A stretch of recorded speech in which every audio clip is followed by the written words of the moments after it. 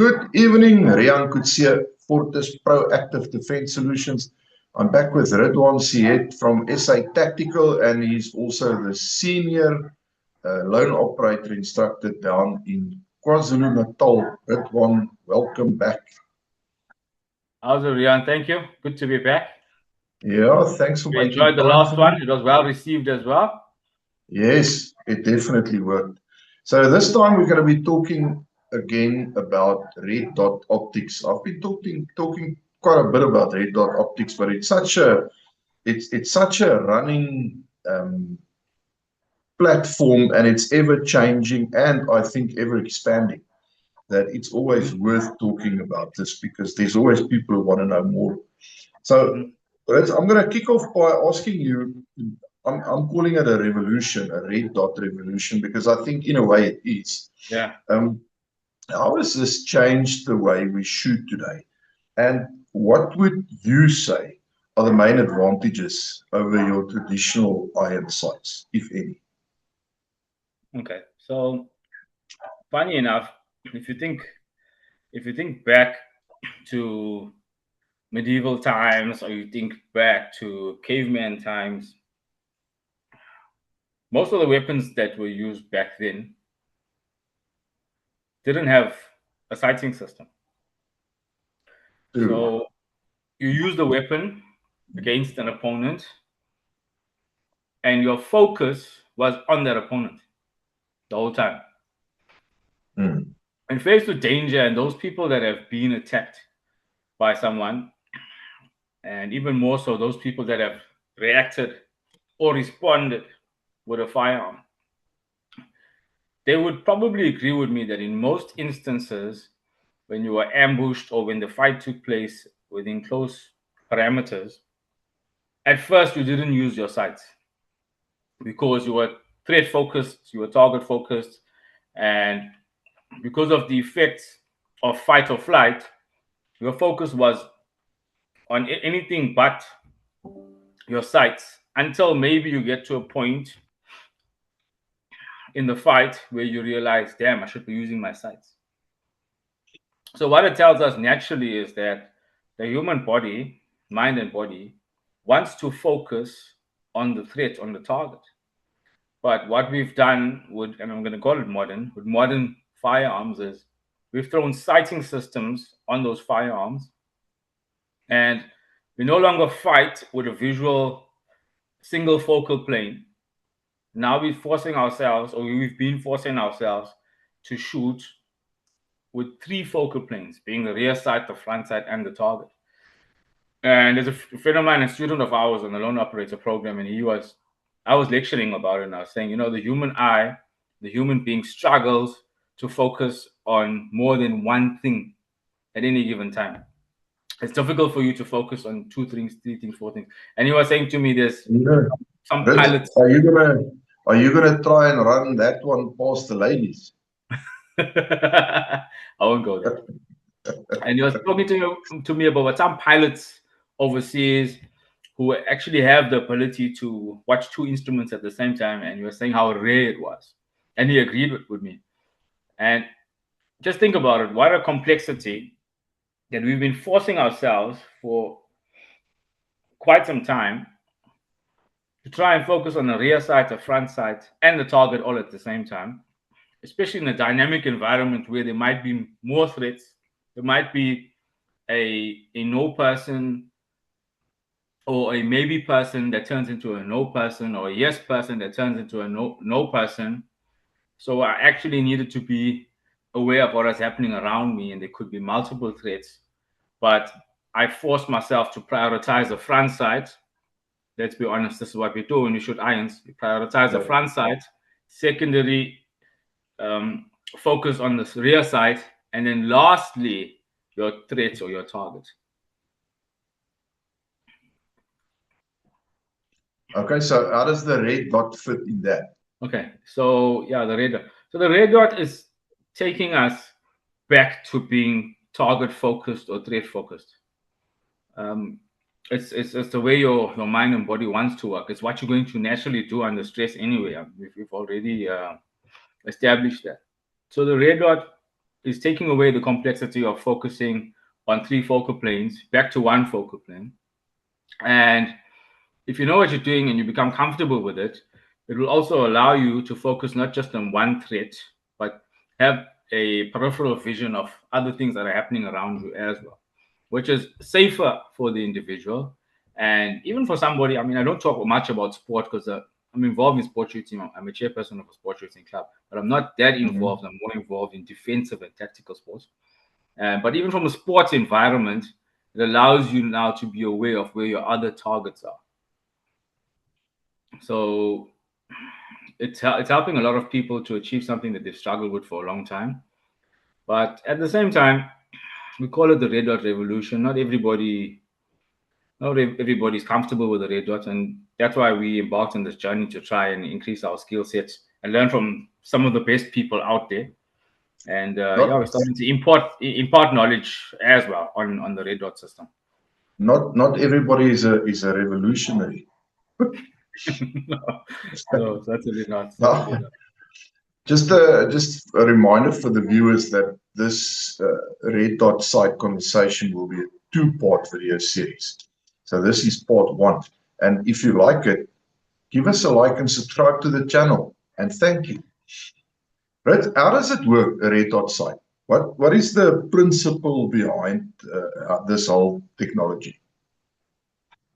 Okay. Let me equate it to pros and cons. So if you have been shooting iron sights for quite some time, like I was, generally, if you learn to shoot your red dot sight correctly, or let me call it a pistol mounted optic, because today you get green dots. There's companies developing yellow dots. So it's actually a pistol mounted optic, no longer the correct term being called a red dot sight, because it's broader than that. There are people who like it. There are people who don't like it.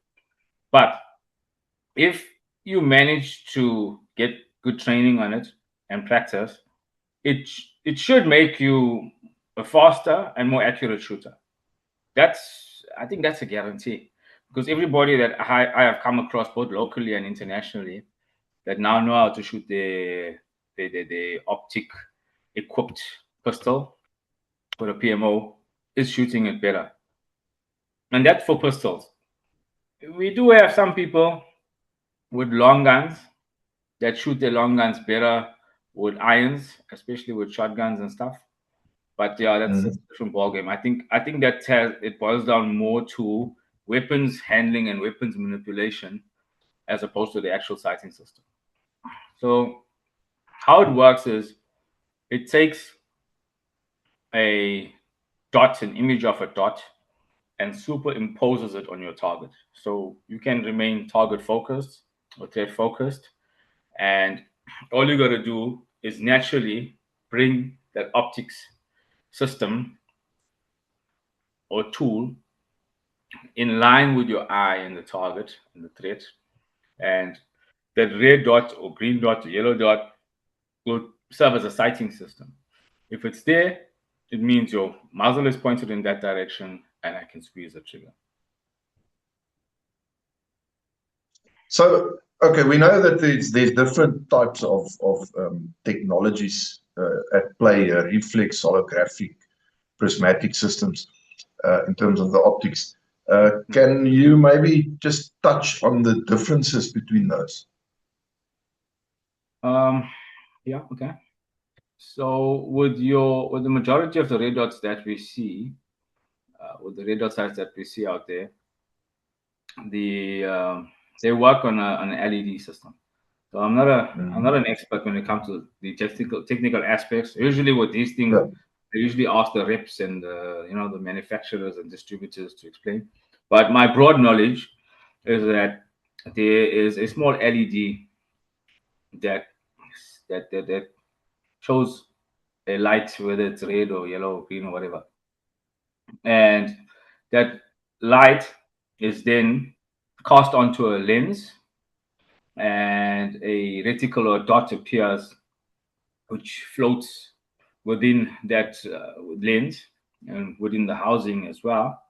And generally, if it's clean, if it's got a good battery, and if it's made of good quality, it should give you a distinguishable, clear enough reticle or dot that you can use as a sighting system.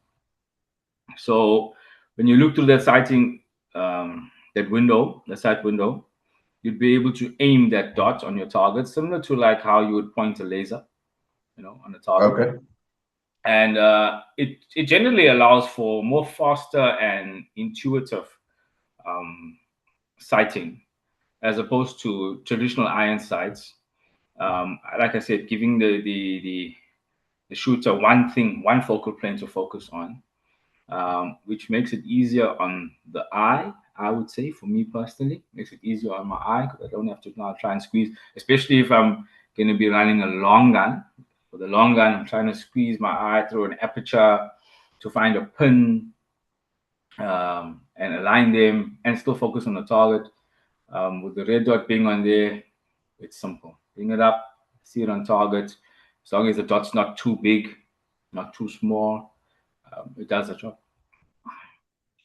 I think it is the new technology. As you say, weaponry is always busy evolving.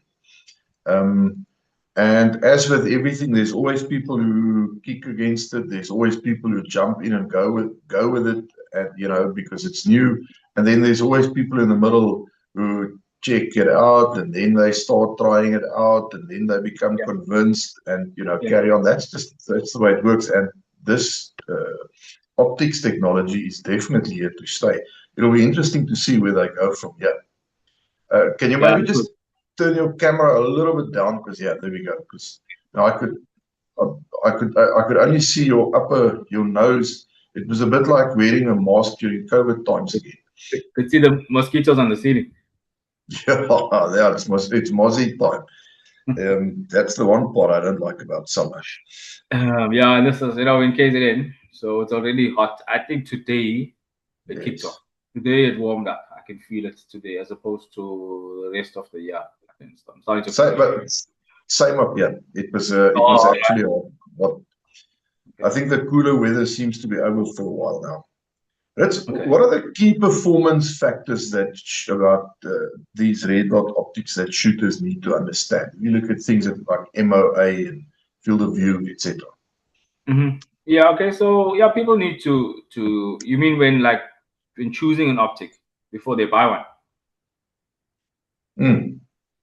Yeah. Yes. So a common one that's coming up now is color.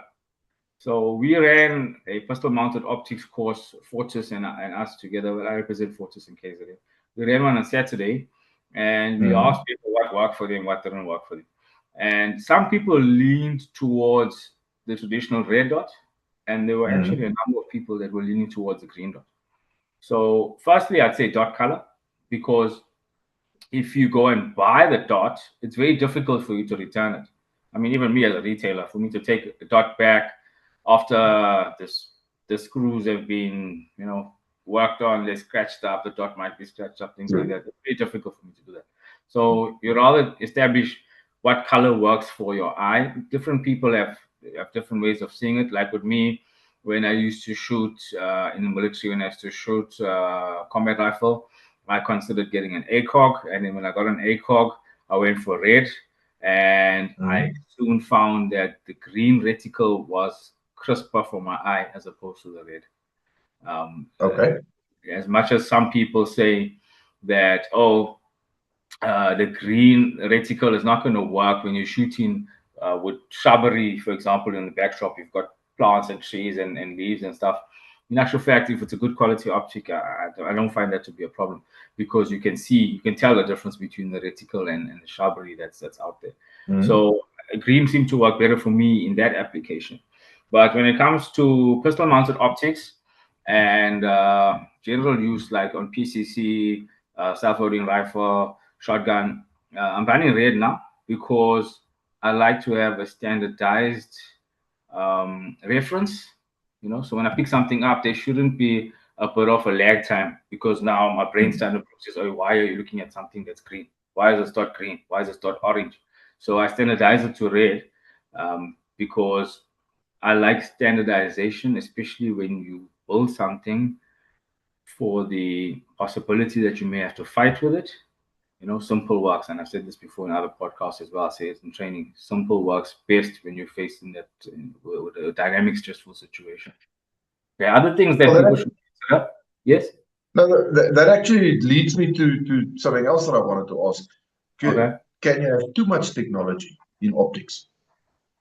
Yes, you can, and that's a good question, because, like, personally, all the red dots that I've ever owned only had a single dot reticle, just the dot.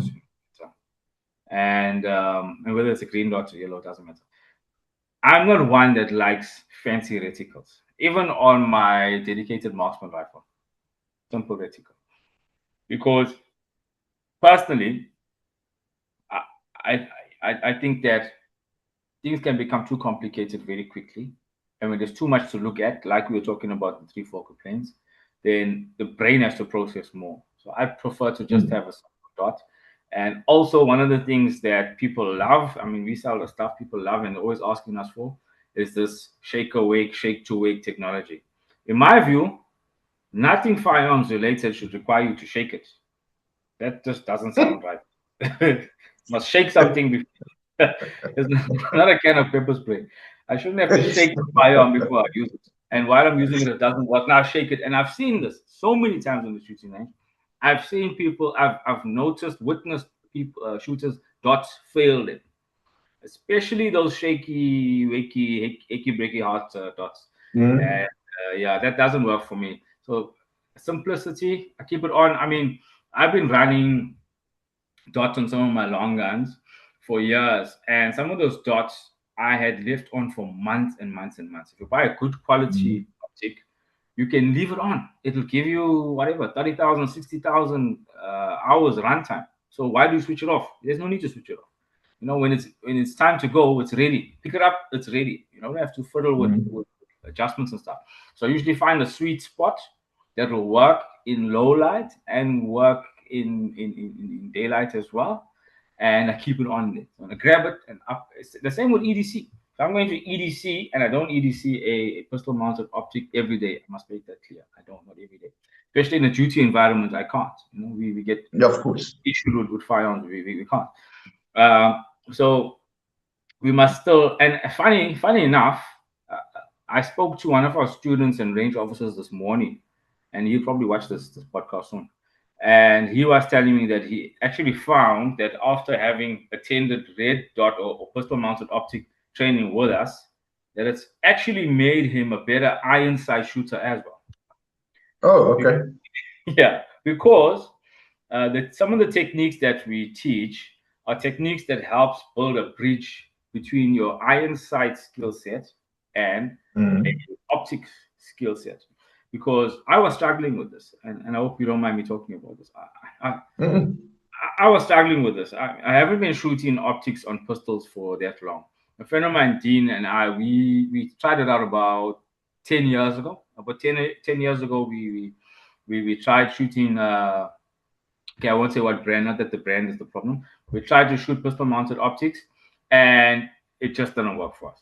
It just didn't work for us. He sent the optic back away or sold it or whatever the case may be, and we went back to irons. And that was 10 years ago when these things weren't popular.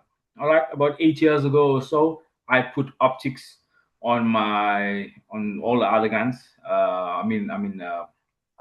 Mini red dot sights on all the other guns, PCs, SLR, shotguns and stuff, and have been using them ever since. But pistol with a pistol mounted optic, it's only been, for me, it's been about a year or so. I'll be honest with you. Struggle. So then I thought to myself, what am I going to do now? Because I'm attending a lot of training overseas as well. And because often I train overseas with law enforcement and different agencies and things.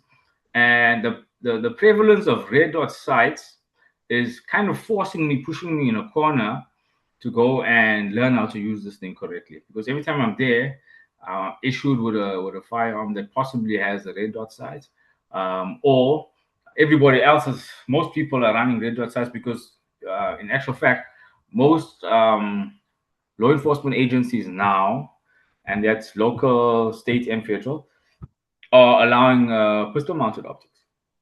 Most of them have In the programs. US. Say again? In the US now. In the Oh, US, yeah. you mean in the US? Yeah, okay. Yeah. So most of them have programs in place that they are developing their people, and they are teaching them how to transition from iron sights to optics.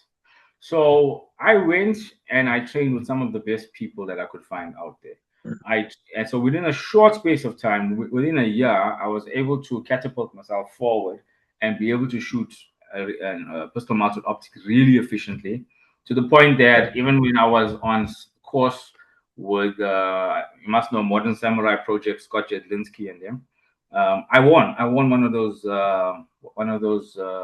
patches, one of those Modern Samurai patches, and I was shooting against people with fancy guns, with fancy triggers, who had been shooting optics for years. But I employed the techniques that he taught me, and I put together some of my other tricks from shooting competitively over the years, and I won.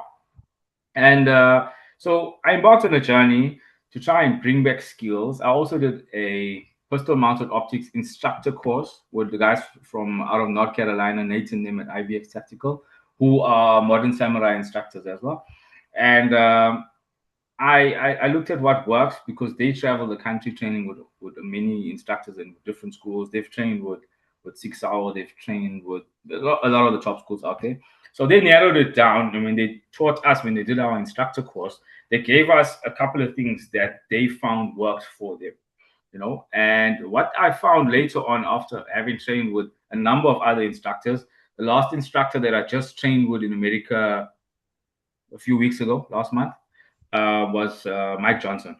Mike Johnson was responsible for, I mean, he's been a firearm instructor for about 40 years. So he Oh, was, wow. yeah. So he was responsible for training, I think he said about 3,000 police officers.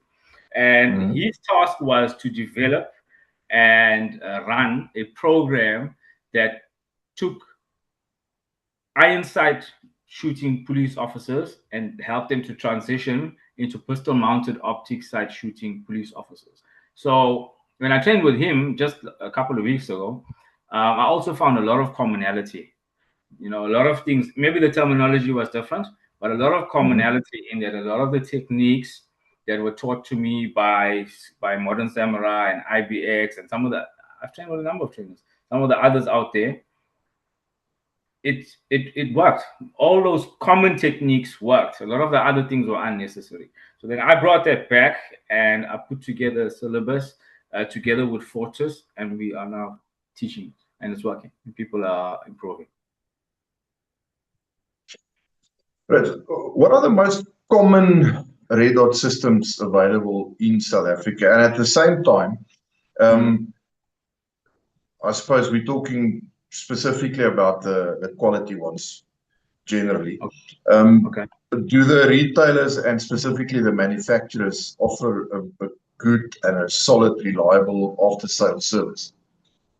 I'm talking brands now. Say again? Yeah, right. In South Africa. Okay. Oh, you're putting me on the spot, yeah. Okay. I personally have had excellent dealings and great support with the agents for Vortex and for Digicon. All right. That doesn't mean they are the best. Doesn't mean they are the best. But for me, they've proven to be the best in South Africa. Even internationally. I mean, even internationally. I've used Vortex, I've used Trigicon, and I've used Aimpoint. Yeah, Acro, yeah. And they've worked flawlessly. All three of those brands have worked flawlessly for me. I haven't used other brands, or let me say, I haven't put much rounds downrange using other brands. So I stick with those three brands locally as well. And there are other brands out there. There are brands that are popular out there. Holosun is one of them. We've sold so many Holosuns. I mean, for a long time, we were mostly selling Holosun. So we've sold many of them. These days, we're selling more Trigicons than Vortex. We've actually have sold a lot of Vortex. There's huge demand, especially where we are situated in KZN. Huge demand for Vortex. And I've interacted with people. I mean, I was trained by Trigicon USA. I went on a course, went on optics and night vision course with Trigicon USA a while ago. Learned a lot, especially on the HD optics, the new HD optics. Amazing technology that actually adjusts the output of the dot based on the light, the environmental light, where the target is. So if your target is in a brightly lit place, your red dot will increase its output. It will become brighter. If your target is in a low light environment, your red dot will automatically turn itself down. So yes, some people like it, some people don't like it. And when we were trained by Trigicon USA, the instructor was telling us, yeah, some of our members, because he's a police officer, it's law enforcement training, some of our officers don't like that feature. They turn it off. They keep it on like a mid base, so that they have predictability. Yeah, they don't. Because sometimes with technology, people don't trust it right away. Also, there's a little bit of a limitation because if I'm not mistaken, it only works up to 15 yards. I might be mistaken, 10 to 15 yards. But brand-wise, those brands, I think outshine most other brands locally and internationally. Well, that answers the next question that I was intending to ask about what you would recommend, but specifically for a handgun, a carbine, and a shotgun, respectively. Suppose you go with the same brands. I would, because there's other good brands out there. I'm not somebody who does brand bashing. That I'll never do. But of course not. No, I gotta look at certain criteria when I choose a brand, and the major one is support. The major one is support. Is a brand willing to listen to me when my optic fails for whatever reason? Are they going to just say no? Sorry, wear and tear. You were too harsh on the product, or do they have a no nonsense warranty? We have a lifetime warranty. Like Vortex has been amazing to us. Vortex, and personally, I haven't had to access the warranty as yet personally, but Vortex got a no nonsense warranty over the counter. If you buy Vortex from us or from anybody else, take it back to us if you're having a problem. They will, in most instances, replace it. If it's something small they'll repair it. In most cases, they'll replace it. They'll give you another one. And we've also found that even when one of the optics have become obsolete and they're no more produced anymore, they would replace it with the next best thing. I mean, that is rare in these times, in this day and age. That says a lot. Yeah, that says a lot. Yes, but that's just one brand. There are other good brands out there. Trigicon, amazing. Trigicon never breaks. I mean, anything can fail you. But most of the Trigicons that I came across, all of the Trigicons that I have come across personally, just keep running. We bash them around. I mean, even in our police units, in some of our police units, we have Trigicon, and military, we have using Trigicon, and they run. They run. Whether it means we bash an optic against something, or it happens to fall out of an armored vehicle, out of a helicopter. I mean, we all work in those environments, and we know you can't baby your stuff. That's why you got to buy quality stuff. You got to wear knee pads. Work in those environments, you can slip, you could fall. You got to be working in the helicopter. You got to keep that harness on until the last moment because anything can happen. Yeah. I don't know if you saw that helicopter crash that took place, I think yesterday. So quality, 100%. For handguns, I'd say a mini red dot sight, like a reflex holographic. Those ones will work. Your prisms are more for your larger guns. Like your rifles and PCCs and things. Personally, I like on a dedicated marksman rifle or on a bolt gun. I like an LPVO. I run an LPVO. I like an LPVO. I like an illuminated reticle because I've got that standardization, like I was saying, because I got a red dot, the option of switching the red dot on or off. I've got a red dot on the pistol, a red dot on the shotgun, red dot on rifle, red dot on PCC, red dot option on my LPVOs. So I like shotgun. I found that most pistol-mounted optics work fine on a shotgun. I'm not too pedantic about that. One of our suppliers we've got them in stock. We actually struggle to keep them in stock because they're so popular. Has got a dedicated shotgun red dot sight now they've come out with, and it works so nicely because it's designed for the shotgun. Not having this issue that the dot is too high. So the dot sits nicely on the receiver. Depending on your gun, you could co-witness it, which I'm not a fan of. Some people like that, but you could true co-witness it if you wanted to. Doesn't take much effort. So yeah, I don't want to say brand-wise, but in terms of optic designs, those are the kind of optics that I choose based on the different. And as with, I mean, we've mentioned this before. Just putting the red dot on doesn't suddenly turn you into the world's best shooter. You actually have to master the basics of shooting. Before you do that, you can't just put it on and think, okay, there we go. Now I'm going to hit everything I shoot at every single time. So let's say you've now purchased a red dot. How do you go about setting it up? What's the first step in setting that up? And in the same breath, I want to ask you, what would be your preferred zero distances over the three different platforms as we've discussed? Okay. From my training, we were trained. We're talking pistol mounted optics here, right? We were trained to zero at 25 yards or 10 yards. So generally, a 25 yard zero should be good for out to 50 yards engagement. A 10 yard zero should be good for anything from 0 to 10.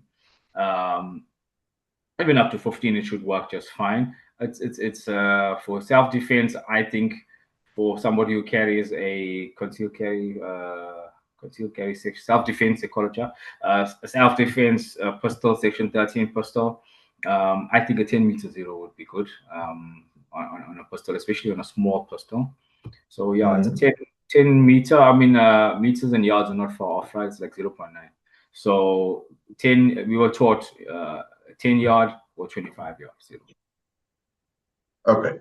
So would you say if you get yourself a new red dot optic, that's the first thing that you're going to be focusing on? Yeah. Once you've settled on backup sighting systems and all that, it's actually more to consider. Look, there's pros and cons to optics, to pistol mounted optics especially.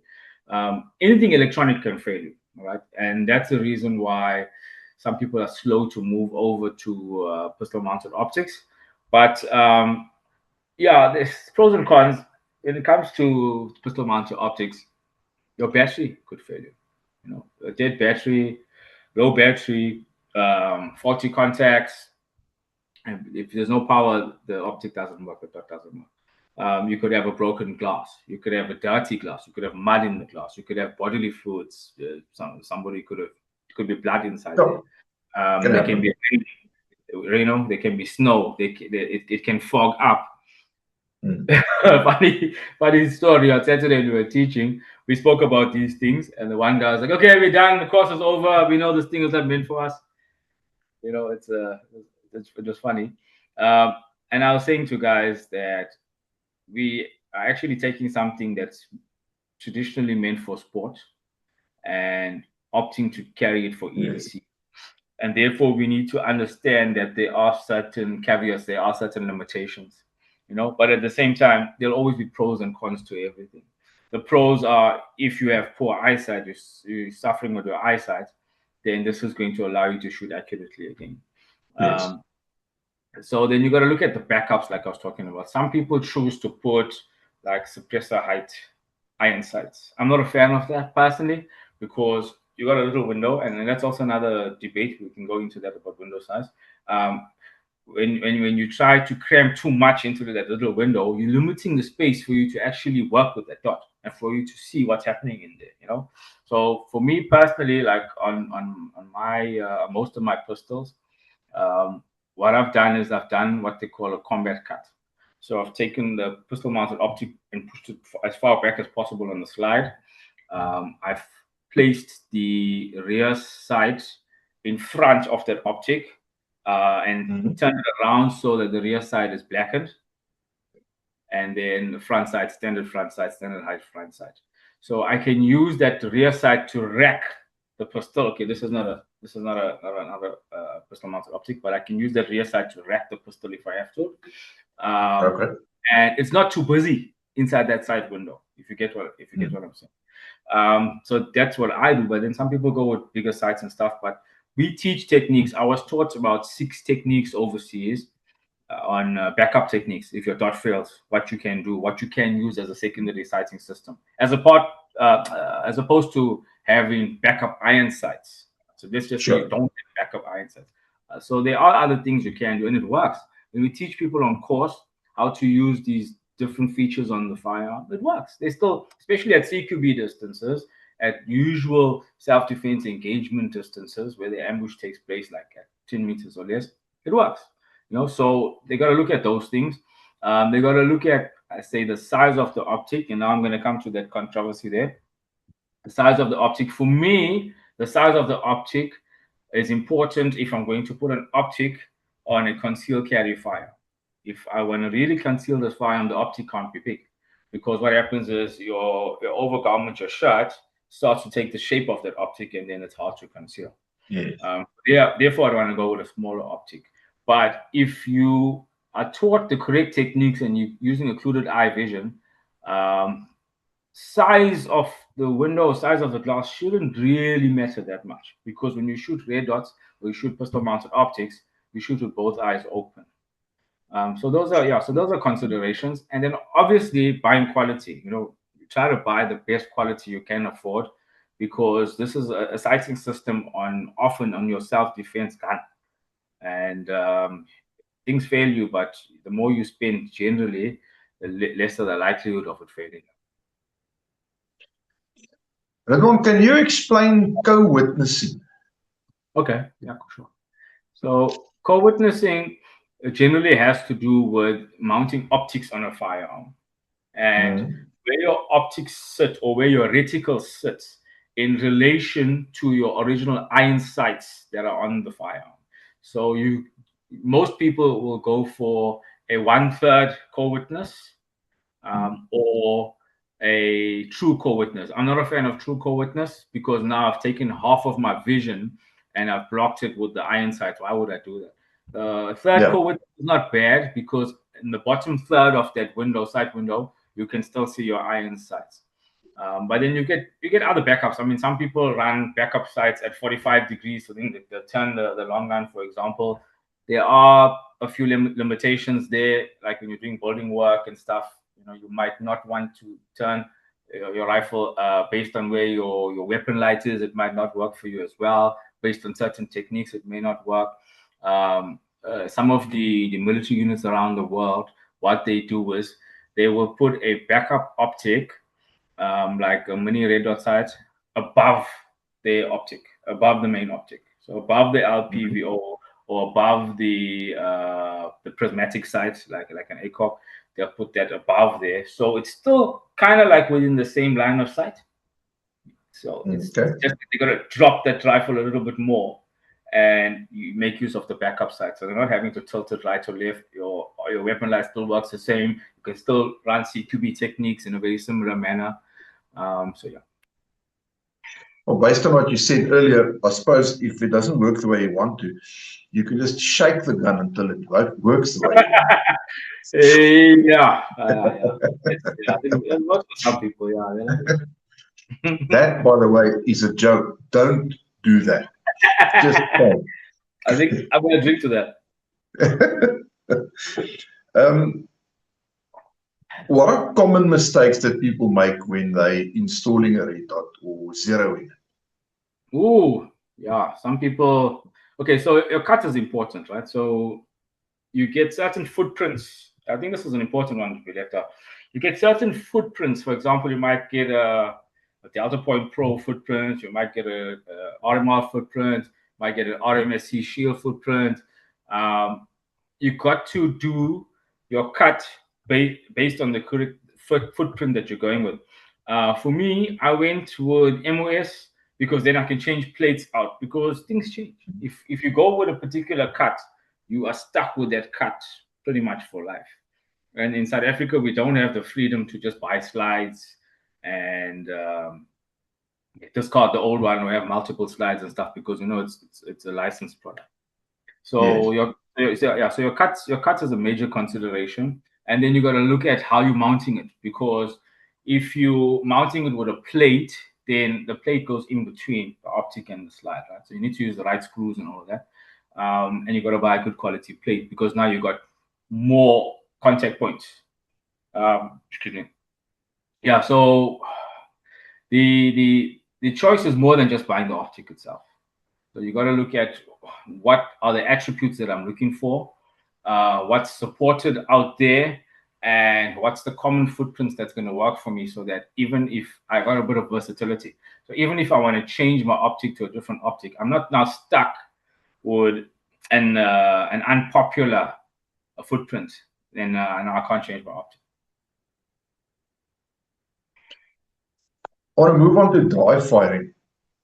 Okay. What are the best, in your opinion, dry fire exercises that you can do? Do they differ that much? Say again. You said dry firing exercises. Dry firing, yeah, with your red dot. And does it differ that much from dry firing with your iron sights? Not really. But the thing with dry firing, something that I don't like is it often develops training scars, because when people dry fire, if they want to run the trigger, they got to rack that gun before dry fire. And I get it. If you're somebody who ascribes to draw, cock, and fire, or your organizational standing orders, what do they call it in civil? Standard operating procedures require you to draw, cock, and fire, then it's not too bad, because you draw the pistol, rack the pistol, establish your grip, and fire. But if you're somebody who carries around in the chamber, and when the gun comes out, it's ready to go, why would I want to run thousands, if not millions, of reps of doing this, cocking and firing? Or bringing the gun back and then cocking again, firing, bringing the gun back, cocking and firing, because that's a training scar that you created. So for me, it's dry firing is good, but live fire is better. If I can dry fire in most cases, if I can dry fire in a realistic manner, in that I've got maybe a reset trigger, so that when I present that pistol, the trigger works like how it would work when I'm shooting the gun. That would be cool. For that, a lot of us use SIRT pistols. We use SIRT pistols, we use airsoft, we use T4E pistols, and I've got a good relationship with T4E USA. Often chat with them and meet with them and stuff, because it's realistic. It's shot after shot. I don't have to rack that gun. I can just keep squeezing that gun.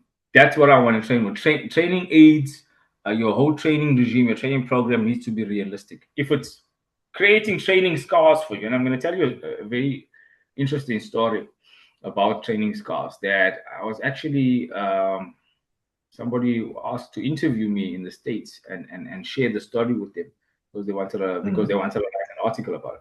So a friend of mine and I, we were driving up to Gauteng a couple of years ago. And whilst in the vehicle, we received a phone call from two other friends of ours who were still active in the police as well. And they're like, "Hey guys, we were just in a shootout." "Where?" "No, in the charge office." "Huh? In the charge office?" Yeah. So what happened was, what happened was a complainant had entered the charge office, and he wasn't happy that he wasn't helped quickly enough or something. He grabs the pistol from a young constable, and he takes that constable's pistol and says, "I'm going to shoot you effers." So luckily enough, these colleagues or friends of ours that were policemen, they managed to be close by, and they ran into the CSC, and they drew their firearms and they defended everybody else by shooting the suspect. And after the shooting incident, there was another young constable, I think from the same batch, that was found in the corner of the CSC that was sitting in a pool of ammunition. This young constable had drawn the pistol and cocked the pistol and cocked the pistol and cocked the pistol. Why? Because in police college, you are to draw, cock, and fire. So mentally, he was stuck in that loop that before I fire a shot, I got to cock the pistol. So he was stuck there. So he was stuck at number 2, draw, cock. He never got to number 3, fire. He was just cocking the gun, cocking the gun, cocking the gun. And that's a problem. That's one problem. The other problem is sometimes with pistol design, for example, on the Beretta 92, if you get the grip wrong, you push down on the decocker, and then the trigger doesn't work.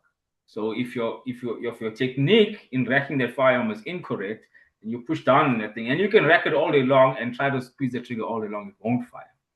So there was a training scar that was present, and had these members not walked into that CSC and returned fire, a number of police members would have lost their lives that day. So dry fire, yes, good thing, but it must be done the right way with the correct training tool. Yeah, well, look, I think it's the same for everything. Even if you live firing training, there are ways to do it, and ways to rather not do it. You know, you can go to the range and just waste ammo, and it's not as if ammo is a cheap commodity. Even if you reload, if you shoot 1,000 or more rounds a month, it still costs you a pretty penny over and above the time reloading it. So you know, it's not a cheap commodity. You don't want to just waste it. So if you don't train right, and I do believe that's again back to the value of proper training, because that's where you get taught the proper and correct methods to do things like this, so that you can be economic and your learning curve is spot on to what you know, to get the outcomes that you want. Yeah, controversial thing, but a lot of people shouldn't be teaching it. There's a lot of self-taught instructors, YouTube taught instructors, people that go on a course and think now they can teach that course because they've attended it, and you must put it out there in the open. People who used to be relevant in the industry, you know that story of Ek was in de macht, ek kan niks vir my sê. That attitude, it doesn't work for us. It's not taking us anywhere. We need to learn, you know, as old as we are, as young as we are, we need to learn, we need to share. And some people are just doing the wrong thing. Okay, well, I'm going to end the first part of this 2-part series here. Okay. For the viewers, this will be up on YouTube. It's going to get scheduled there, so just keep an eye on the YouTube channel. And in order to do that, smash that bell icon so that you can get notified of new videos coming up. And it will be available on the podcast on Spotify as well. The podcast is called Quick Shots, so you can find it there too. If you are interested in anything to do with the training that Lone Operators supplies, there's a link in the description below. Check it out and get the info that you need, and then we are looking forward to meeting you on a shooting range one of these days. Ridwaan, thank you. We'll talk again soon for part 2. You're welcome. Stay safe. Chat soon.